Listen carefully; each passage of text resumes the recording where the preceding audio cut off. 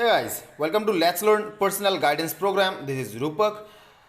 यहाँ पर हम आज बात करने वाले हैं बायोलॉजी फॉर बिगनर्स. यहाँ पर पर्टिकुलरली जो एचएस फर्स्ट ईयर में 11th स्टैंडर्ड में एडमिशन लिए हैं बच्चे, इनको काफ़ी सारे दिक्कतें होते हैं रिगार्डिंग दी सब्जेक्ट बायोलॉजी. वैसे तो देखिए दिक्कत हर सब्जेक्ट में ही होता है. आप साइंस में आए हो स्कूलिंग ख़त्म करके तो प्रॉब्लम थोड़ी बहुत होती है, लेकिन पर्टिकुलरली बायोलॉजी में स्टूडेंट्स जो है वो ज़्यादा कंपैरेटिवली प्रॉब्लम फेस करते हैं, क्योंकि वो हम अक्सर कहते हैं कि सर हमको साइंटिफिक नेम याद नहीं रहता है, साइंटिफिक नेम कैसे पढ़े, या फिर डायग्राम हमको पसंद नहीं है. सिलेबस भी देखिए आप करीब करीब 22 चैप्टर्स है तो काफ़ी वास्ट हो जाता है.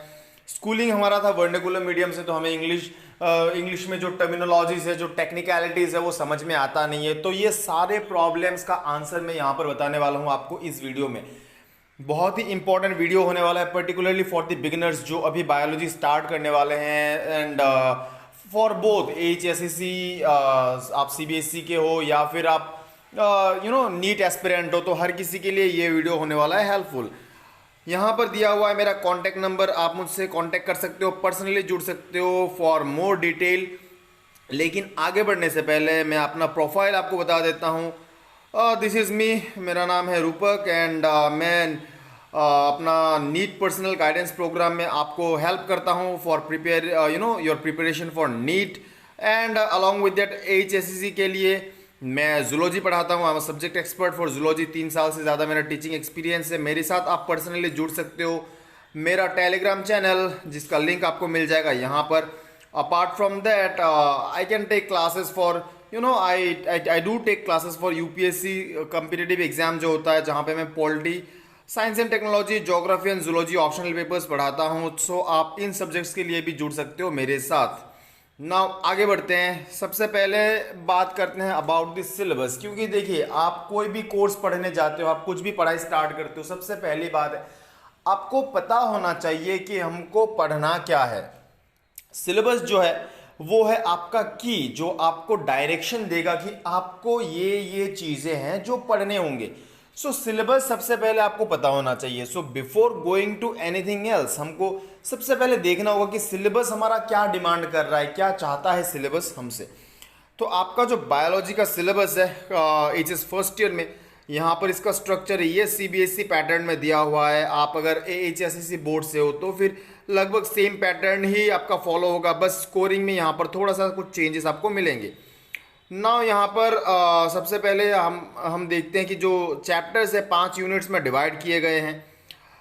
Diversity of living organism, structural organization in plants and animals, cell structure and function, plant physiology and human physiology. ये 5 यूनिट है आपका, और इन 5 यूनिट में नंबर ऑफ चैप्टर्स जो है इनको डिवाइड किया गया है. तो एक एक करके हम लोग इन सभी के बारे में बात करेंगे. यहाँ पर मैं चैप्टर्स में नहीं जाऊँगा, डिटेल में मैं आपको चैप्टर्स के बारे में नहीं बताऊँगा. उसके लिए मैं आपके लिए लेके आऊँगा अलग सा डेडिकेटेड वीडियो. लेकिन मैं आपको ये ज़रूर बताऊँगा कि आपका अप्रोच क्या होना चाहिए, आपको किस तरह से डील करना चाहिए बायोलॉजी पढ़ते वक्त. सो ये बेसिकली एक ओवरऑल एक इंट्रोडक्टरी पार्ट होगा. फिर मैं आपको बता देता हूँ फॉर बिगिनर्स जो अभी अभी आप आए हो, आपका जो चैप्टर होगा यहाँ पर देखिए, जैसे कि डाइवर्सिटी ऑफ लिविंग ऑर्गेनिजम्स हो गया. इस यूनिट में आपको क्या पढ़ना है, यहाँ पर आपको सारे जो 5 किंगडम्स होते हैं इनके क्लासिफिकेशन के बारे में पढ़ना होगा. आपको ऑर्गेनिजम्स जो है इनका अलग अलग ग्रुप में डिवाइड किया जाता है, plants and animals, and then बहुत सारे और सब ग्रुपिंग्स हो जाएंगे. आपका वर्टिब्रेट हो जाएगा, जिनका बैकबोन होता है, आपका इनवर्टिब्रेट हो जाएगा. सो इन सारे ग्रुप्स को हम लोग अलग अलग से डील करते हैं. स्ट्रक्चरल ऑर्गेनाइजेशन जो है यहाँ पर आप पढ़ते हो टिश्यू के बारे में. टिश्यू क्या है आपको पता होगा, सेम टाइप के सेल्स जो है वो मिलकर टिश्यू बनाते हैं, सेम काम करते हैं, same structural and functional unity show करते हैं. तो ये सारे चीज़ें जो हैं हम पढ़ेंगे टिश्यू के बारे में, plant tissue and animal tissue.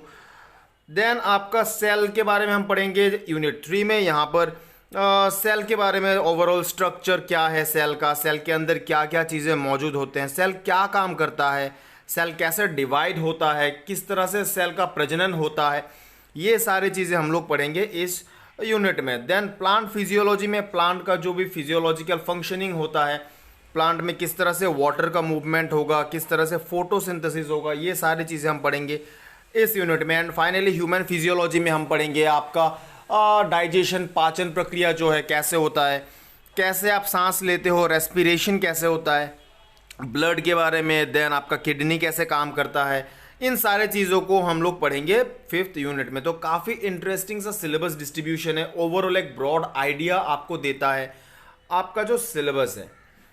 एक एक करके मैं यहाँ पे आपको फिर बताने वाला हूँ। देखिए, जैसे कि ऑलरेडी मैंने आपको थोड़ा बहुत आइडिया दे दिया है डाइवर्सिटी ऑफ लिविंग ऑर्गेनिज्म में क्या पढ़ना है। सबसे पहले तो एक ब्रीफ इंट्रोडक्शन हम देख लेंगे लिविंग वर्ल्ड का, बायोलॉजिकल क्लासिफिकेशन जो मैंने बोला 5 किंगडम होते हैं, उनके अंडर में फिर अलग अलग ग्रुपिंग होता है।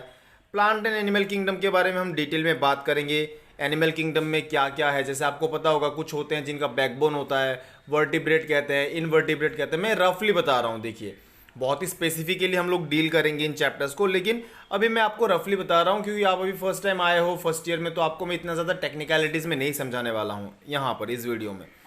देन स्ट्रक्चरल ऑर्गेनाइजेशन में आप देख सकते हो मॉर्फोलॉजी जो फिजिकल स्ट्रक्चर होता है, आउटर स्ट्रक्चर, एनाटॉमी जो गठन होता है बॉडी का प्लांट में।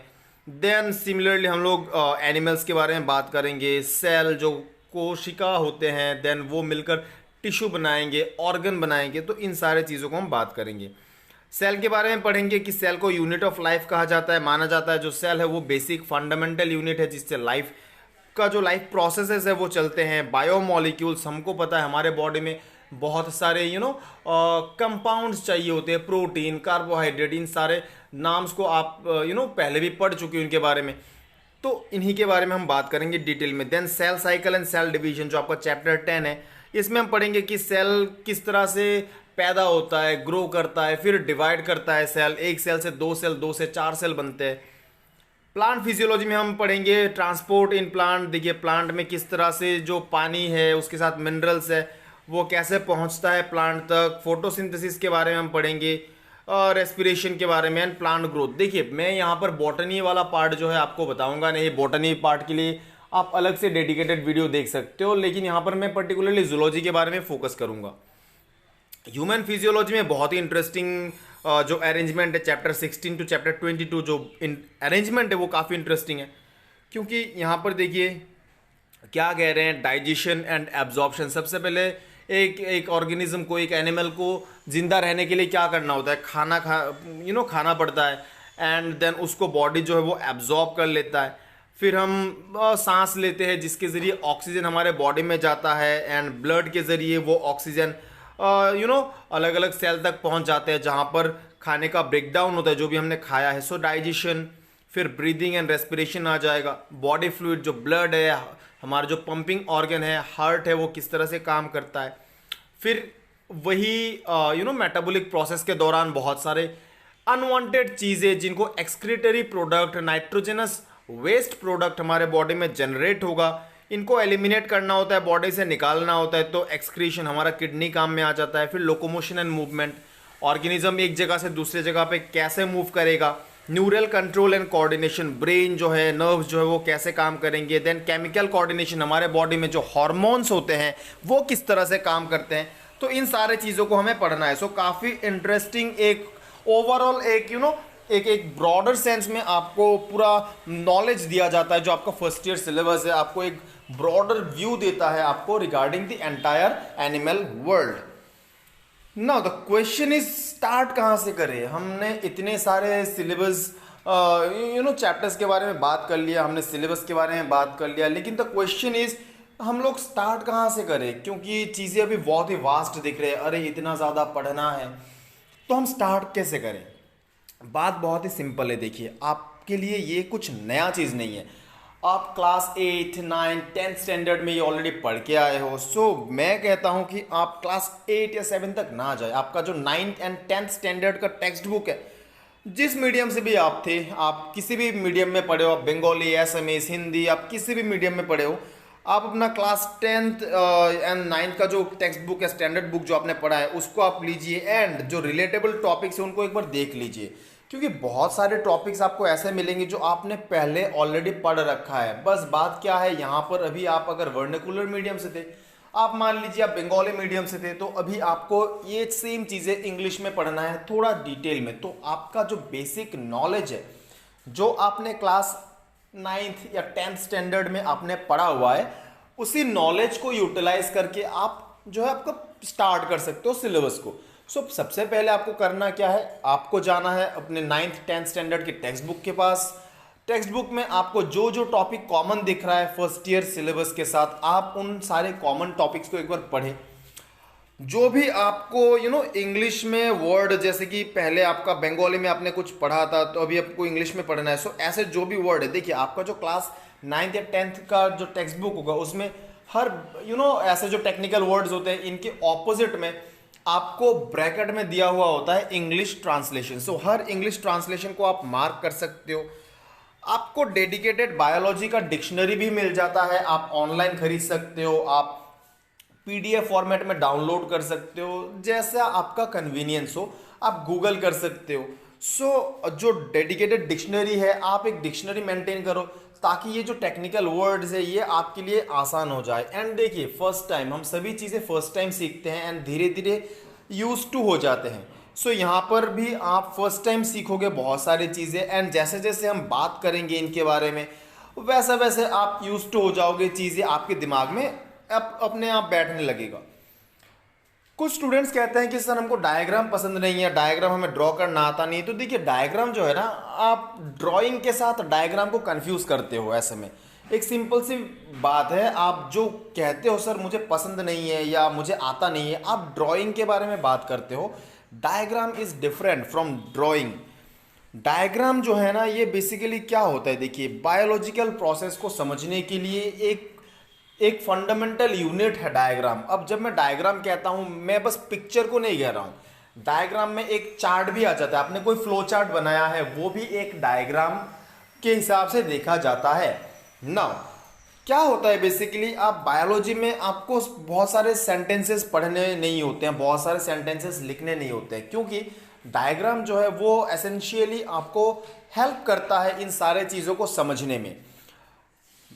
मेरा पर्सनल एक्सपीरियंस एंड स्टूडेंट्स के साथ जो मैंने डील किया है, मैंने देखा है कि करीब करीब आपका जो वर्कलोड है 50% तक कम हो जाता है अगर आप डायग्राम फॉलो करते हो तो। क्योंकि डायग्राम में एसेंशियली क्या होता है, देखिए बहुत सारे फिजिकल प्रोसेस, और जैसे कि एक एग्जांपल मैं आपको बताता हूँ। अगर आपके पास एक हार्ट का डायग्राम है, एक जो हृदपिंड होता है उसका डायग्राम है, तो आप उससे आसानी से समझ सकते हो कि फिजियोलॉजी क्या है, हार्ट जो है वो कैसे काम करता है, फंक्शनिंग कैसे करता है।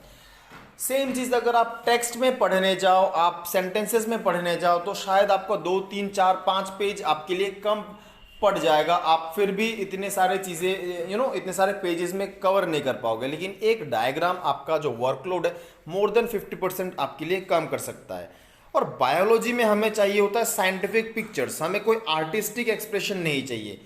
हम आपको कोई सीनिक ब्यूटी बनाने के लिए नहीं कह रहे हैं, हम आपको कह रहे हैं कि आप एक साइंटिफिक डायग्राम दो मुझे, जिससे कि मुझे समझ में आ जाए आप कहना क्या चाहते हो। अब डिफरेंस क्या है डायग्राम एंड ड्राइंग में, देखिए जो डायग्राम होता है ना, जो ड्राइंग होता है, ड्राइंग में क्या होता है, देखिए आप एक आर्ट होता है जहाँ पे आप किसी भी ऑब्जेक्ट को रिप्रेजेंट करते हो, आप किसी भी फिगर को स्केच करते हो। जबकि जो डायग्राम है यहाँ पर देखिए ये एक सिंप्लीफाइड इलस्ट्रेशन है, एक सिंपल वर्जन होता है जहाँ पर आप किसी भी ऑब्जेक्ट का जो स्ट्रक्चर है, उसका अपीयरेंस है या वो कैसे काम करता है, उसको दर्शाते हो। अब जब ड्राइंग के बारे में हम बात करते हैं तो वहाँ पर एक्यूरेट एंड रियलिस्टिक सा, जैसे 3D इफेक्ट देना, ये सारे चीज़ें आ जाते हैं। जबकि आपका जो डायग्राम होता है, डायग्राम आपसे ये डिमांड करता है नहीं। यहाँ पर बस आपको एक स्कीमेटिक रिप्रेजेंटेशन देना होता है जहाँ पर इतना समझ में आ जाए कि आपका जो भी ऑब्जेक्ट है आप उसको कैसे रिप्रेजेंट कर रहे हो, वो एग्जैक्टली क्या चीज़ है। अब सपोज एक एग्जाम्पल के तौर पे अगर मैं एक ड्राइंग बनाने के लिए कहूँ ह्यूमन हार्ट का, तो शायद आप उसको कलर करके 3D मॉडल में मुझे दिखाओगे, मुझे देखकर पता चल जाएगा कि ओके ये हार्ट है, लेकिन मुझे ये पता नहीं चलेगा कि ये काम कैसे करता है।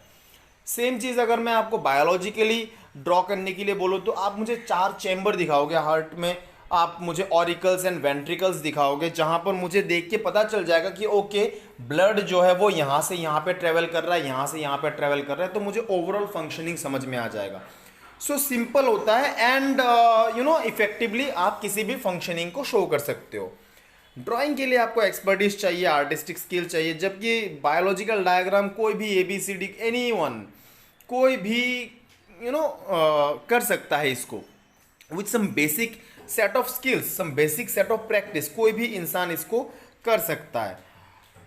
ड्राइंग जो है ये एक विजुअल आर्ट होता है, लेकिन जो डायग्राम होता है ये एक साइंटिफिक क्रिएशन है, अगेन जहाँ पे आप साइंटिफिक इलास्ट्रेशंस देते हो, आप किसी भी साइंटिफिक फेनोमेना को आर्ट डायग्राम के जरिए आप समझाते हो, आप विदाउट वर्ड्स आप एक्सप्रेस कर सकते हो कि ये कैसे काम करता है। So this is the basic difference. अब इसके लिए आपको बहुत सारा एक्सपर्टीज नहीं चाहिए, आपको 10 साल का ट्रेनिंग नहीं चाहिए, आपको कोई सर्टिफिकेट नहीं चाहिए, आपको बस बेसिक सेट ऑफ नॉलेज जो एक इंसान में इनहेरेंट होता है, उसके पास, हर इंसान के पास ये एक बेसिक नॉलेज रहता है कि वो किसी भी चीज को रिप्रेजेंट कर सकता है विद अ सिंपल स्केच।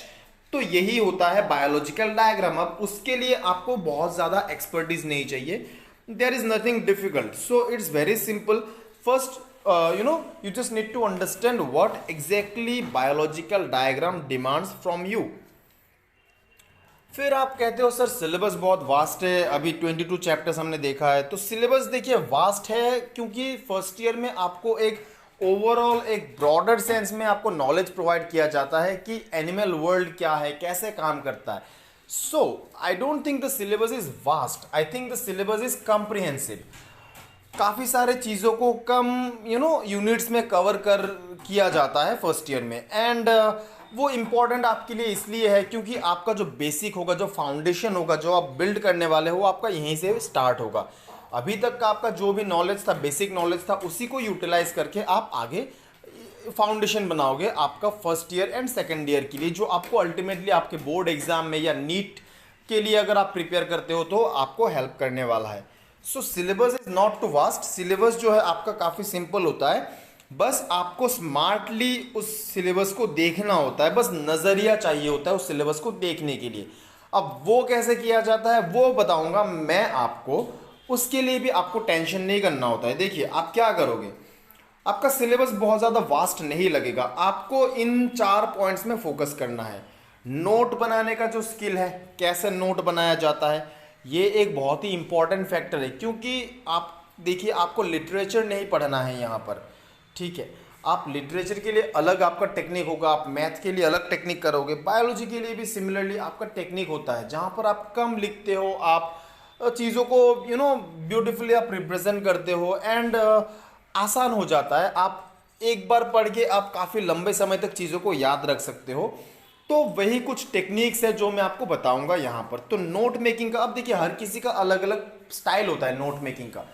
मैं जो पर्सनली सजेस्ट करता हूँ बायोलॉजी के लिए नोट मेकिंग, मैं कहता हूँ आप हमेशा एक एक जो आपका पेज है, ये मान लीजिए आपका पेज है, तो आप एक साइड में, तो आप थोड़ा सा राइट हैंड साइड में आप थोड़ा स्पेस छोड़िए, यहाँ पर आप सारे जो है आपका टर्म्स लिख दीजिए, जो भी आपका टेक्निकल टर्मिनोलॉजीज है वो आप लिख दीजिए, क्योंकि ये सारे टेक्निकल टर्म्स है जो आप बार बार NCERT या कोई भी स्टैंडर्ड बुक पढ़ के आप वहाँ से ढूंढ नहीं सकते हो। सो जब भी आप पढ़ते हो फर्स्ट टाइम, तो आप अपना जो कॉपी है, जो जहाँ पर आप नोट बनाते हो, यहाँ पर आप अपना मेन नोट बनाओ, एंड जो आपका राइट हैंड साइड है यहाँ पर सारे टेक्निकल टर्म्स को आप लिख के रख दो, इनको हाईलाइटर से हाईलाइट कर दो।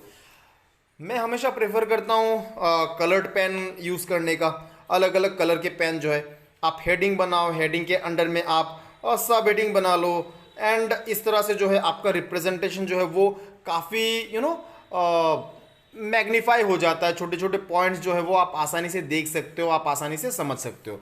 सो इस तरह से आप जो है चीज़ों को काफ़ी सिंपल कर दोगे अपने लिए, एंड जो आपका प्रोसेस ऑफ लर्निंग है वो काफ़ी आसान हो जाएगा। आप छोटे छोटे टॉपिक्स में डिवाइड कर दो, एंड उन टॉपिक्स को फिर सब टॉपिक्स में डिवाइड कर दो।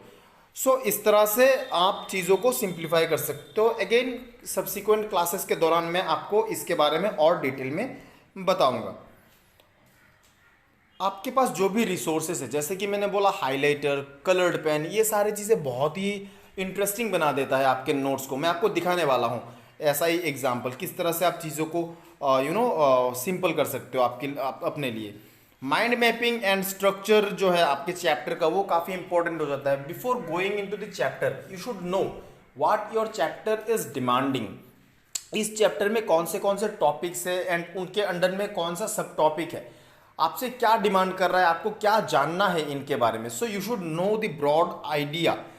एक कंप्रिहेंसिव बट कंसाइज्ड व्यू होना चाहिए आपके पास, आपको पता होना चाहिए। अब ये पार्ट जो है ये जाता है टीचर के पास।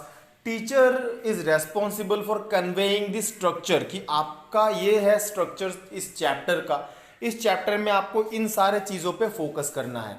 So again that is the responsibility of the teacher. End of course मैं आगे के क्लासेस में जैसे जैसे आपको पढ़ाता जाऊंगा, मैं आपको बताऊंगा कि किस तरह से आप जो मैपिंग है या स्ट्रक्चर जो है चैप्टर का, आप कैसे समझ सकते हो, कैसे सिंपल कर सकते हो। And finally synopsis is the key to less work. एक बार आपने एक चैप्टर खत्म कर दिया, फिर आपको सेम चैप्टर हफ्ते में 10 दिन में रिवाइज करना होता है। तो देखिए आप बार बार 20-30 पेज का चैप्टर रिवाइज नहीं कर सकते हो। आपको क्या करना है, इस चैप्टर में जो भी चीज़ें हैं आपको 1 या मैक्सिमम 2 पेज में कवर करना है, ताकि आप जब रिवाइज करो आपका 15 मिनट आधे घंटे के अंदर आपका जो रिवीजन है वो खत्म हो जाए। एंड उसके लिए आपको चाहिए सिनॉप्सिस। सिनॉप्सिस की मदद से आप हर एक हफ्ते में 10 दिन में आप एक चैप्टर को बार बार रिवाइज कर सकते हो, जिसमें आपका टाइम बहुत बच जाता है। And by the end of your session जो भी आपका वर्कलोड है, एटलीस्ट 50 to 60 आवर्स तक आप कम कर सकते हो अपने वर्कलोड को। अब यहाँ पर माइंड मैप क्या है, आपको बहुत बार ये पता, आपने देखा होगा माइंड मैपिंग कैसे बनाया जाता है। तो यहाँ पर एक स्केच है आपके लिए। आई नो आपको शायद ये समझ में नहीं आ रहा होगा क्या लिखा हुआ है, बट मैं आपके लिए थोड़ा जूम करता हूँ। यहाँ पर देखिए बायोलॉजी जो सेल स्ट्रक्चर है इसके बारे में दिया हुआ है। अब देखिए सेल स्ट्रक्चर जो चैप्टर है यहाँ पर आपके लिए सेल वॉल के बारे में है, वैक्यूल्स के बारे में है, माइटोकॉन्ड्रिया जो अलग अलग सेल के ऑर्गेनलीज होते हैं, कंपोनेंट्स होते हैं, इन सब के बारे में दिया हुआ है। आई नो आपको शायद ये समझ में नहीं आ रहा होगा, ब्लर्ड है थोड़ा सा, लेकिन आप इस पैटर्न को फॉलो करके आप अपना नोट बना सकते हो। तो जिससे कि आपको देखिए आपका पूरा जो चैप्टर का कंटेंट है वो एक सिंगल पेज में आ जाता है। आप एक सिंगल पेज में अपने पूरे कंटेंट को कवर कर सकते हो। So this is the concept behind जो आपका माइंड मैपिंग होता है। सो आपका पूरा चैप्टर का नॉलेज। एंड देन सिनॉप्सिस में आप क्या करते हो, यहाँ पर एक सिनॉप्सिस है, देखो जैसे कि आप अभी विटामिन के बारे में पढ़ते हो, तो विटामिन जो है ये अलग अलग क्लासेस के होते हैं। तो आपने क्या कर रखा है, यहाँ पर विटामिन का एक तरफ फंक्शन लिख दिया, इनके डेफिशिएंसी से क्या प्रॉब्लम होता है आपने इन सबको नोट कर दिया। एंड देन आपने एक चार्ट जैसा बना दिया। तो यहाँ पर देखिए पूरा विटामिन के लिए आप 2-3 पेजेस जो पढ़ने वाले थे वो सेम कंटेंट आपको एक सिंगल पेज में मिल जाता है। सो ये है टेक्निक जो नोट मेकिंग का, सिनॉप्सिस एंड माइंड मैपिंग का जो टेक्निक होता है वो इस तरह से आप यूटिलाइज करते हो। लास्टली एक और चीज़ में मैं फोकस करना चाहूँगा। देखिए आप पढ़ोगे चीज़ों को, साइंटिफिक नेम आपके सामने आएंगे, आप बोलोगे सर साइंटिफिक नेम तो याद नहीं रहते, तो आप धीरे धीरे डीमोटिवेट होने लगते हो कि नहीं मुझसे शायद नहीं हो पाएगा। तो देखिए एक चीज़ मैं आपको बताता हूँ, फर्स्ट टाइम जो आपने फर्स्ट वर्ड बोला था आफ्टर योर बर्थ वो भी आपके लिए नया था, बट देन इवेंचुअली बोलते बोलते आप जो है यूज टू हो गए एंड देन आपके लिए चीज़ें आसान होने लगे। Just take this subject like that only. ये भी कुछ वैसा ही है। आप फर्स्ट टाइम पढ़ोगे, धीरे धीरे आप जैसे जैसे इसको पढ़ते जाओगे आपके लिए चीज़ें आसान होते जाएंगे। इंपॉर्टेंट क्या है आपके लिए, आप अपना टाइम को मैनेज करो, क्योंकि आप किसी भी स्ट्रीम में पढ़ो, देखो arts science commerce doesn't matter, आप कुछ भी पढ़ रहे हो, आप अपना टाइम को इफेक्टिवली यूज़ करो। जो रिवीजन है एटलीस्ट मैंने कहा है कि हफ्ते में या 10 दिन में आपको रिवाइज करना है, उसके लिए हर चैप्टर का सिनॉप्सिस आपके पास होना चाहिए, क्योंकि हर 10 दिन में आप 20-30 पेजेस नहीं पढ़ सकते हो। आपके पास शॉर्ट नोट्स होना चाहिए जो 2-3 पेज में आप पूरे चैप्टर को कवर कर सको। देन आपको पॉजिटिव रहना होगा एंड पेशेंस रखना होगा, क्योंकि देखिए एक दिन में कोई भी इंसान नहीं सीखता है। आपके पास पूरे 2 साल का टाइम पीरियड है। आप इवेंचुअली नीट के लिए अगर एस्पायर कर रहे हो, आपके पास 2 साल का टाइम है, तो आप धीरे धीरे सीखोगे। सो आपका जो भी टारगेट है उसको अचीव करने के लिए आपको छोटे छोटे स्टेप्स ही लेने पड़ेंगे, एक बार में आप जंप नहीं कर सकते हो। सो आपको पॉजिटिव रहना है एंड पेशेंस रखना है। And most importantly, why should you study biology? आप बायोलॉजी पढ़ोगे क्यों? तो एक सिंपल सी बात है जो मैं हमेशा कहता हूं, there is no knowledge greater than the knowledge of your own body. अगर आपको अपने खुद के बारे में नहीं पता है तो फिर आप दूसरे नॉलेज का करोगे क्या? क्योंकि आपका जो सिस्टम है, आप जो फंक्शनिंग करता है आपका सिस्टम, आप जो भी काम करते हो उसके बारे में आपका प्रॉपर नॉलेज होना ज़रूरी है, तभी जाके आप चीज़ों को बढ़ा सकते हो। आप दूसरे सब्जेक्ट को पढ़ो, आप कुछ भी करो, बट देन बेसिक अपने खुद के बारे में आपको नॉलेज होना ज़रूरी है। इसके लिए मैं एक एनालॉजी यूज़ करता हूँ। अगर आप कार चला रहे हो, बाइक चला रहे हो, तो आपको सबसे पहले तो उसके बारे में पता होना चाहिए कि वो उसका मैकेनिक्स क्या है, वो कैसे काम करता है, सो दैट आप उस चीज़ को मेंटेन कर सको एंड परफॉर्मेंस एफिशिएंसी जो है बढ़ा सको। So that is the basic फंडा, आपको बायोलॉजी पढ़ना क्यों है। सो यहाँ पर आज के वीडियो के लिए इतना ही। आई होप ये आपके लिए हेल्पफुल रहा होगा। Let's learn personal guidance programme जो है आपके लिए लेके आता है dedicated session for NEET and JEE, जिसके लिए आप कांटेक्ट कर सकते हो personally. So this is from my side. I hope ये आपके लिए हेल्पफुल रहा होगा। Thank you very much. Thanks a lot.